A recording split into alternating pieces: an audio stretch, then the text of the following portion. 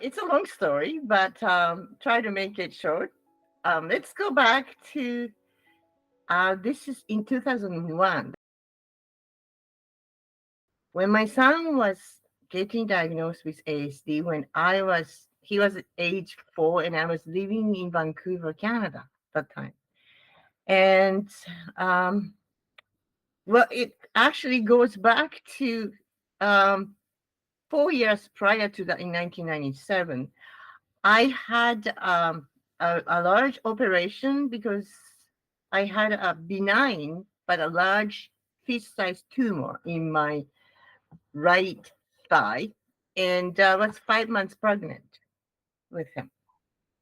And it was 7-hour operation and 3 weeks hospitalization with all kinds of the chemicals, medication, what sorts. And I wasn't able to walk on my own for 1 year. I was on a wheelchair and all that. But when he was born, he was very healthy and beautiful baby.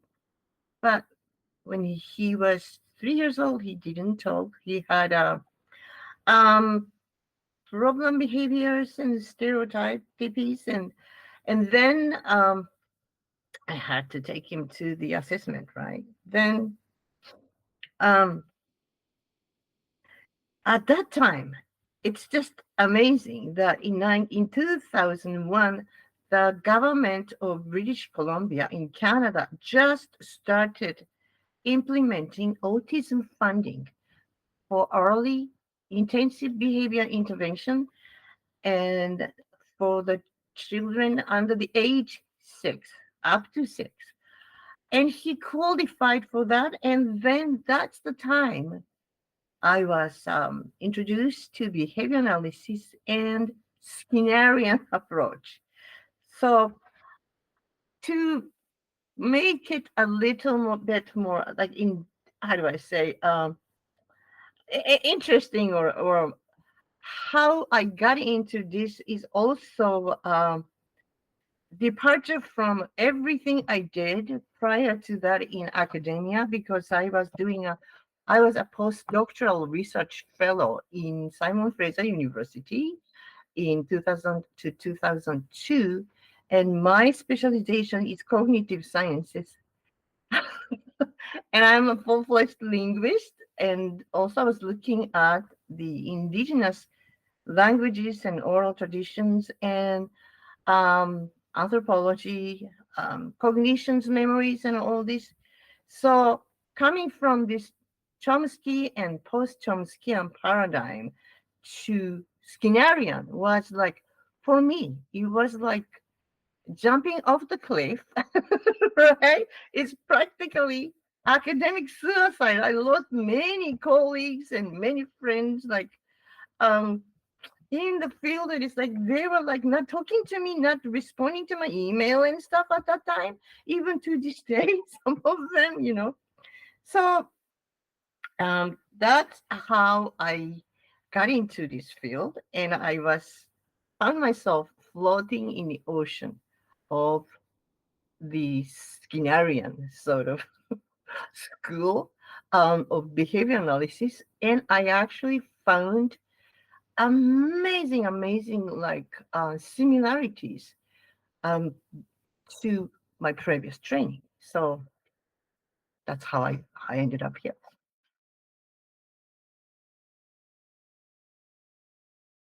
3 levels. First, personal. Before I became internationally certified behavior analyst, which is BCBAD, the other organization, but that time, I actually homeschooled my kids for several years, and I had to motivate them. I used the token economy, I used the behavior contract, and so forth. And then it was just incredible how the kids were compliant and how they wanted to get the work done. Without that, they would just be all over the place, and they would be just like, well, you know, even like a feeding and everything. So that's my personal level. That was just behavior analysis was ABA was incredible. And then at my practice level, when I was working in Vancouver, I was hired by the government-funded large agency in Vancouver when I was studying ABA at Massachusetts, University of Massachusetts online. Um, my clients are mostly immigrants or Japanese, Canadians, or mixed marriage people who wanted to maintain heritage language. Even the children are, born in Canada. The parents wanted kids to be bilingual or trilingual. Then, they're autistic, right? And at that time, the parents are all like really not happy when they're told by the pediatrician or STs or behavior analysts that, well, give up your mother tongue. We just teach you in English. Two languages too confusing, something like that. Then, because I'm a linguist and because I know that it's possible because my background is in language acquisition and stuff. So I devised the precise programs to support these bilingual kids. I mean, kids are born into multicultural, multi-heritage household, and that just really worked. Incredible. I mean, even the low functioning children with autism, they were acquiring more than one language functionally. So that was my reward, and I felt that I came to the right place. And finally, there's another level that which is when I came back to Japan after more than 30 years residing in Canada. Um, Now with QABA, that I'm finally able to offer the quasi university type of courses. Quasi because we don't have the master's level courses yet. We're working on it, but we have the formal structure of the college education, like classrooms, discussions, and practicum and so forth. Now, what is incredible is that these courses that I offered as approved coursework provider for QABA, all three levels. For QASPS and the QBA courses, these students coming to us, they are incredibly experienced professionals, medical doctors, a lot of pediatricians and psychiatrists, and the licensed lawyers, and what else? It's just they've been in this field for a long time as professionals, and they have such influence, more influence than I do or any certified behavior analyst. And the parents of those children. So I have this incredibly passionate. They're like sponges. They absorb everything, and then I just see how they transform themselves and how they transform their stuff and how they transform the clients and families.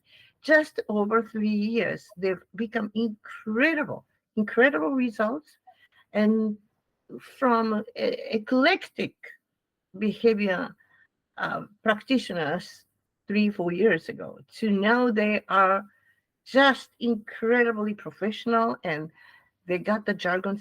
So this is just my how do I say, how rewarding, and I get rewarded, I get reinforced.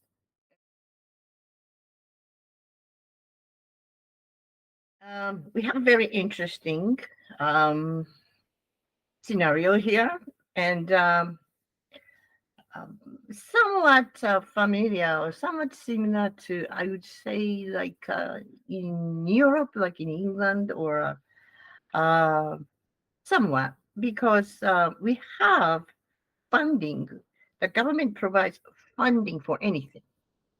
Okay, I would say like a government provides funding for um, those so-called developmental support. agencies or centers throughout Japan.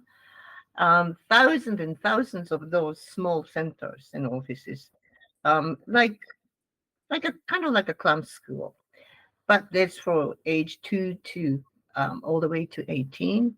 However, this is just babysitting groups of children, and the government throw away a lot of money for anyone who is, it's like a chiropractor, or a masseur.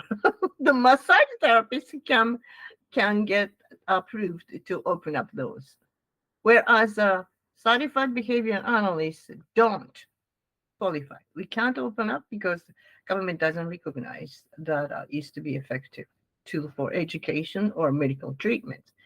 So anyway, so in given that situation, ABA is not publicly funded nor endorsed by the Japanese federal government or regional government. However, this is interesting. Japanese government endorsed TEACH, TEACCH, which is grounded in behavioral science.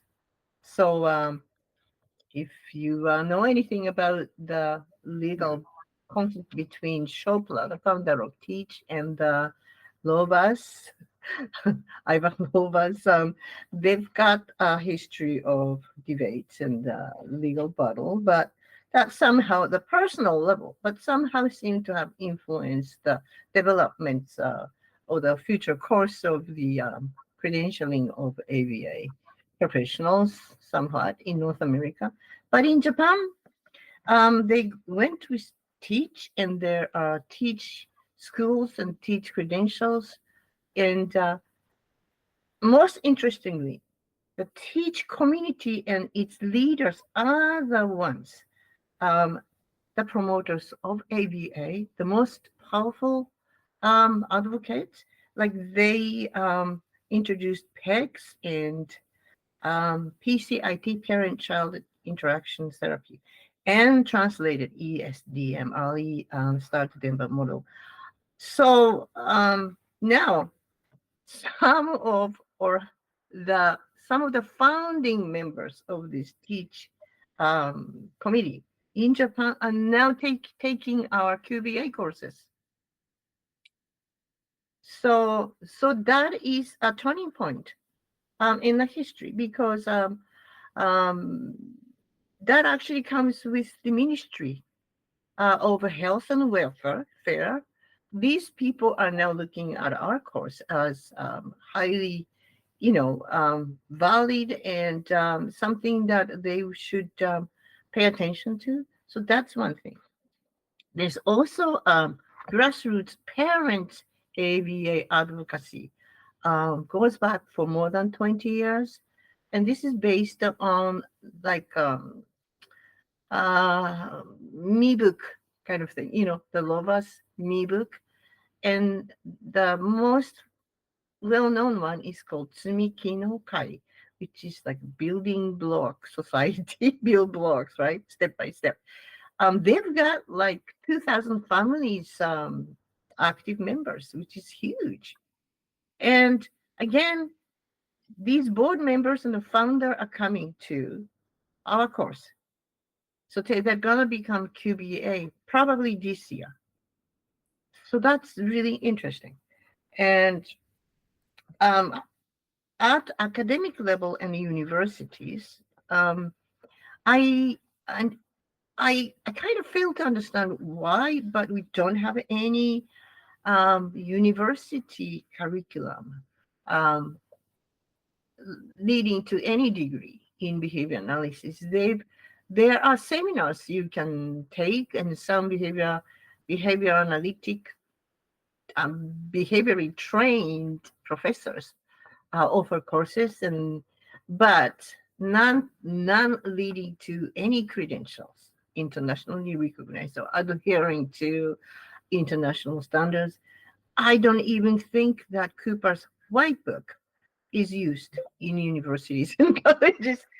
Mind you, we have a beautiful translation of the White Book, And so that's how it is. And in Japan, the status of ABA, I I learned that in 19 about 80s, um, the the there are more academics showing interest in ABA, and the talks of applied behavior analysis rather than experimental behavior analysis.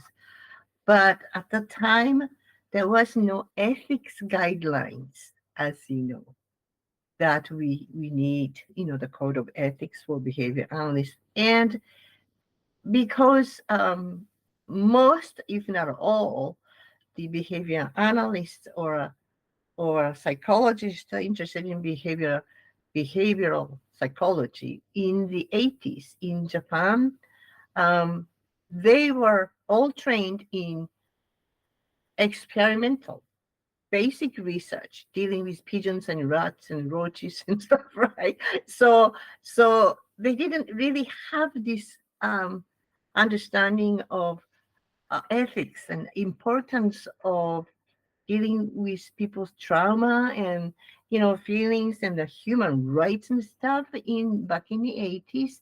So it didn't wasn't sustainable. And unfortunately, among the academia, that seems to be a continuing trend to this day.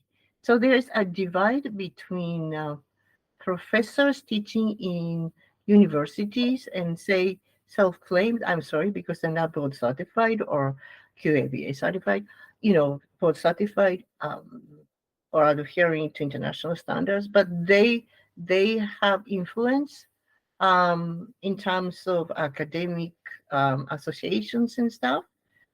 It's very small, mind you. The behavioral science associations, there are several of them in Japan. One is associated with ABAI, the others are not, but none of them are really big and have impact. So we've got this kind of fragmented um, um, sort of Galapagos effects. There are people here, but they're not connected. We don't have a community yet. Except that with the introduction of QABA and my involvement with the international QABA community, I think I feel that it's beginning to happen now.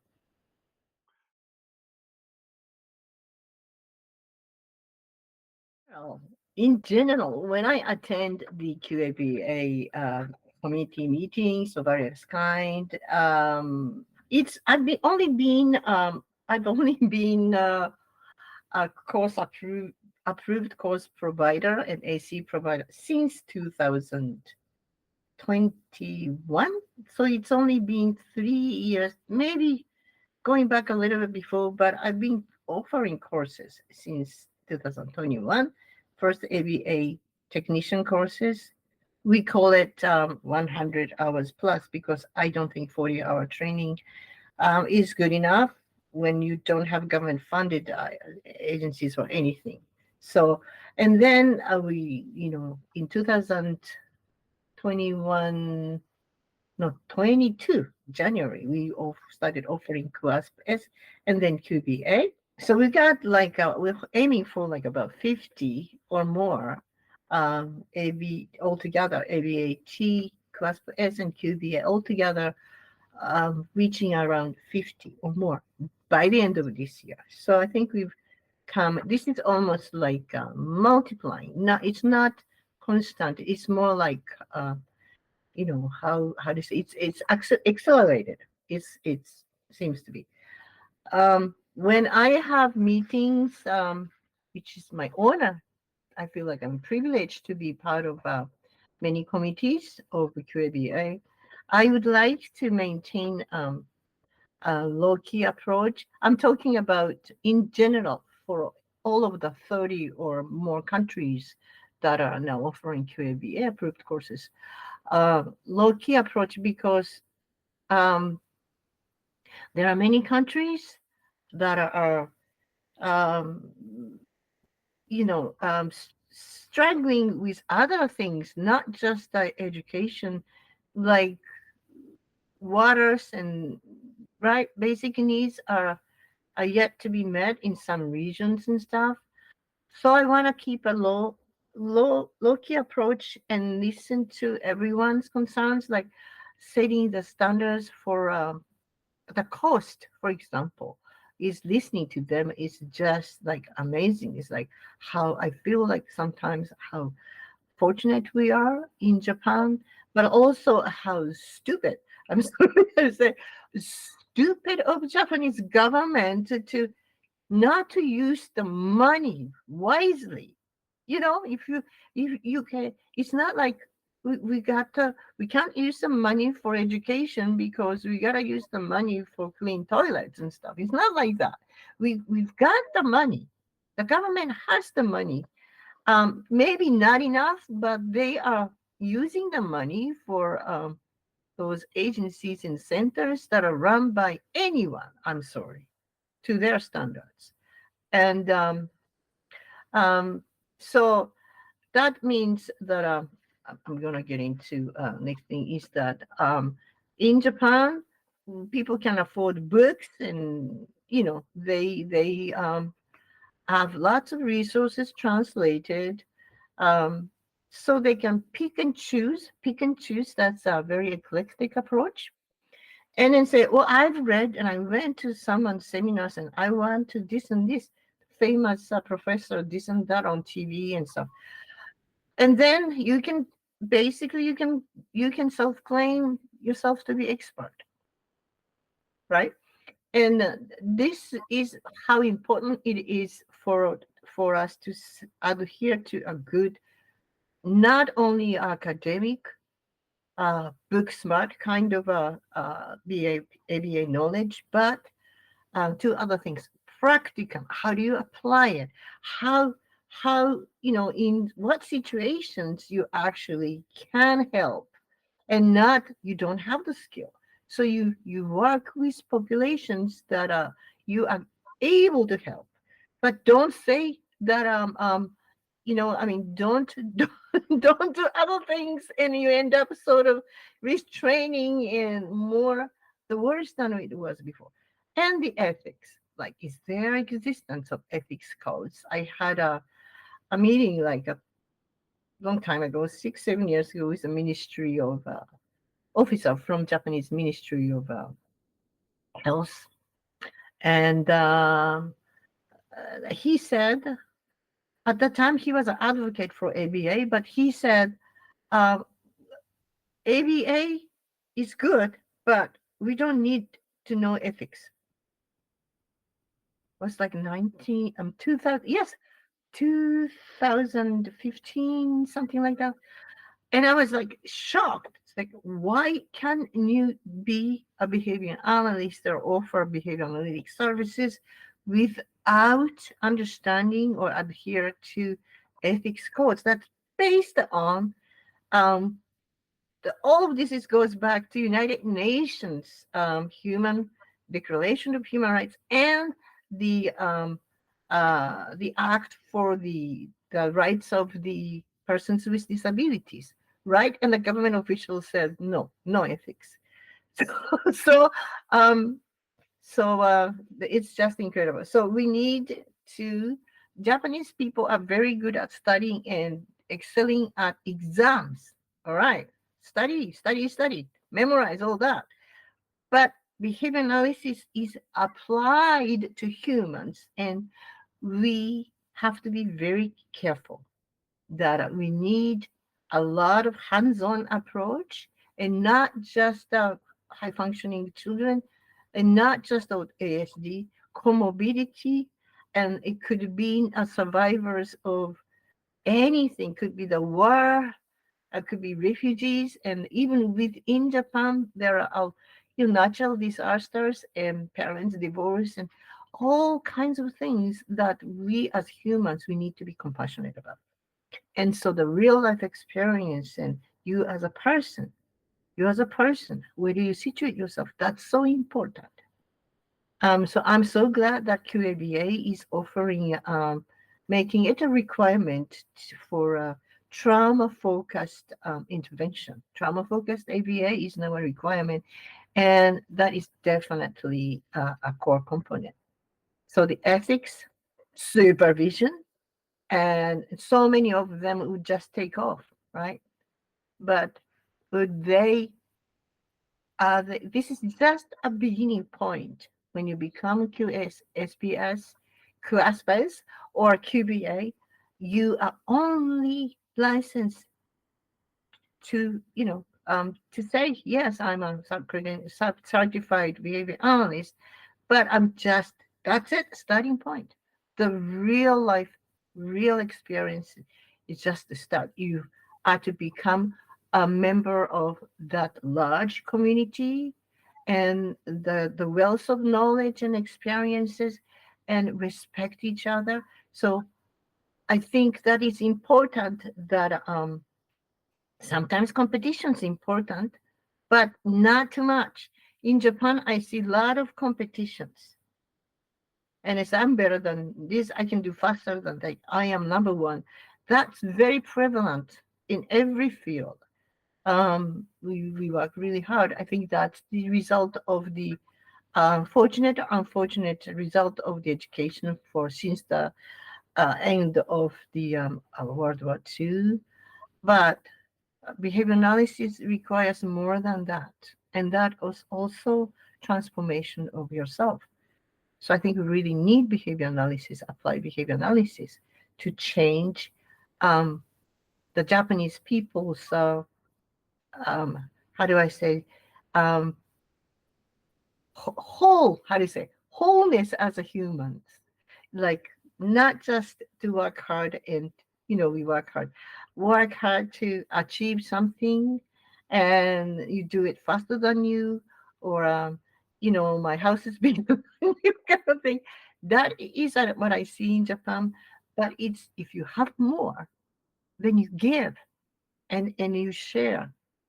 That is, um, in addition to learning white book and all the other things, um, community building, um, reaching out, and not just to make money, not just to compete. My sign's bigger than you. No, behavior analysis is not for that. So, I'm sorry, I don't know if I'm making sense or not, but in case of Japan, this is how I see, that's how the standard set by QABA um, is an important core for.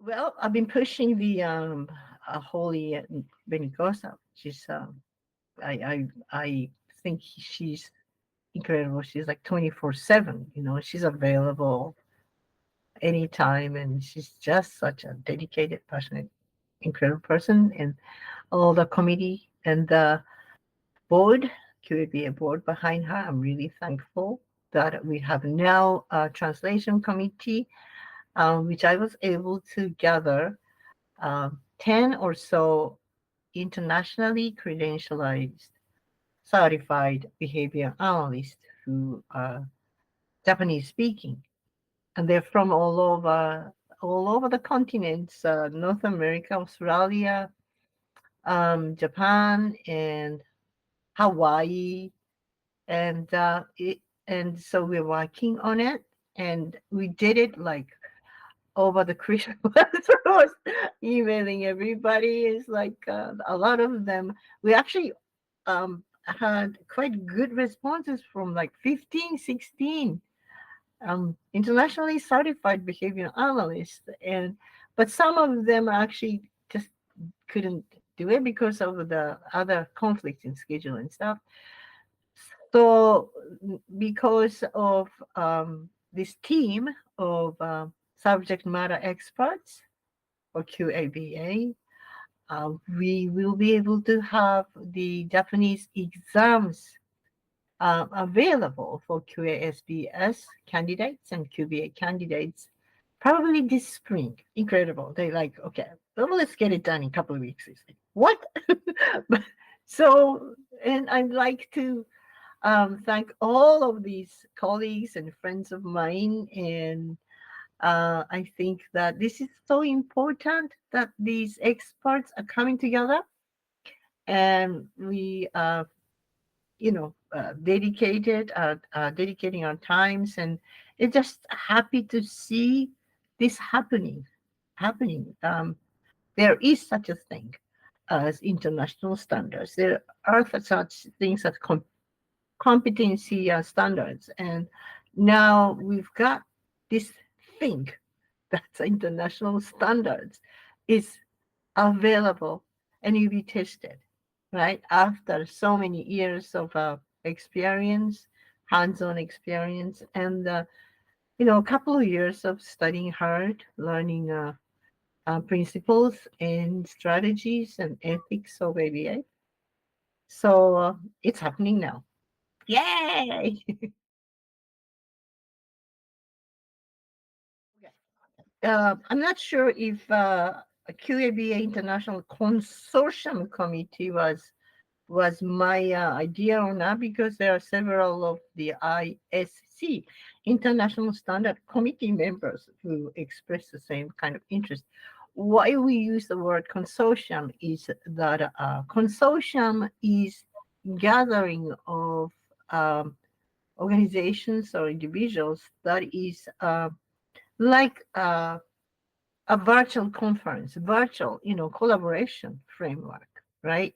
Um, Place for us to exchange ideas, and sometimes more than idea, more tangible things, and establish something that you alone cannot do, but with others. So it's a place to seek opportunities and ask questions.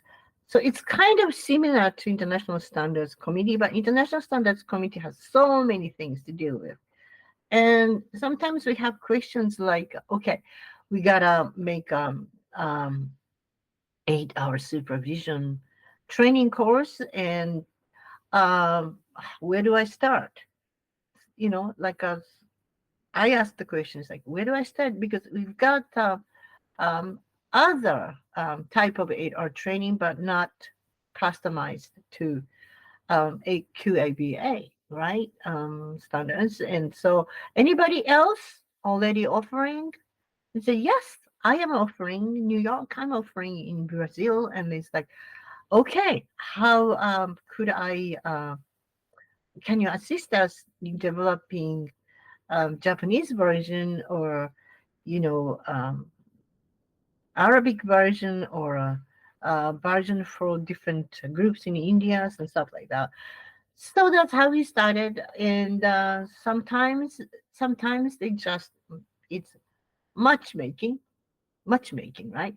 Um, then your task as approved course provider isn't studying something from the scratch, but you you are able to use some ready-made templates or something.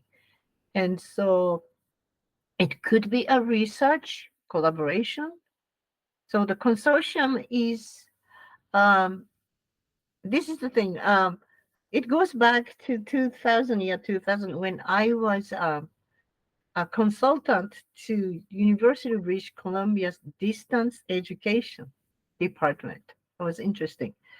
Um, the idea for them was to create an online um, Asian studies, Asia Pacific studies curriculum, but not from the scratch, because they wanted to do it sooner, take an opportunity and get it sooner.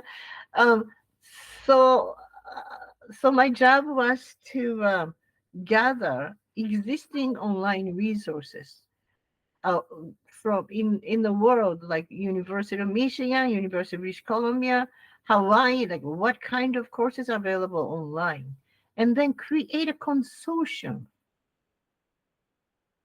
Then make an administrative framework so that it can become a professional certificate, a graduate program, or mix and match kind of thing. So that's how I understood academic consortium to be. And then unfortunately that didn't take off because of the 911, and boom, yeah, so it didn't fly. So I thought was, if QABA could create something like this and mix and match, and then everybody's struggles will be relieved. So that's how it started. And um, I would like to see something, amazing that could happen from here. The idea of conferences and publications, and maybe we can help each other working with the existing university programs, and we can have QABA publish something, right? My my how do I say, my dream kind of like is like one day through the consortium, we may have a sort of universal QABA master's program, something like that is online. I mean, it's possible, and could be available in different languages. And um, I'm still like cherishing that idea. So that's the notion of consortium. Client level is so comes the government recognition, comes the funding and insurance coverage, and the insurance companies in Japan don't recognize it, but we actually need to talk to these people. There's some American insurance companies available in Japan, and they do offer autism funding. So and lifelong support, community inclusion, and this is all achieved through following the established system and models from Teach and QABA. Yeah. And number four, international exchange. I envision this is possible with QABA. Um, Annual hybrid conference. I would like to have annual hybrid international conference on ABA and autism treatment and ethics in Japan. So that's been my dream. That's been my to-do list for a couple of ever since I started with courses with QABA. Number four, sorry, it's not the last but not least important, legal and ethical. We've got to introduce the ethics guidelines, but also we got to look at it in a legal framework, because what's happening in Japan in terms of laws for persons with special needs is they are very good at copying some laws like IDEA kind of thing, and create quasi IDEA or persons support for disabilities, in Japan. However, we don't have that the how are you going to, you're going to change the law, but how you actually going to do it, the how component, the actually doing component is not there. Well, IDEA was implemented, but at the same time, functional behavior assessment and individualized behavior program, IEPs, they became requirements. It's not required in Japan. So this is where QABA, International Standard Committee, can come in. Maybe we need them to come to Japan, talk about and give them the package, plus the ethics standards. So that's those five areas that I would hope that QABA can assist us.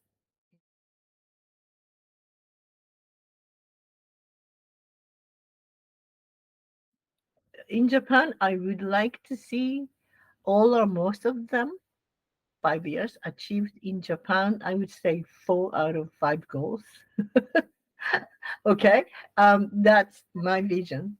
But because we are not starting from the scratch. We've been here for 3 years, 4 years, and actually, I started in 2014 with the other organization.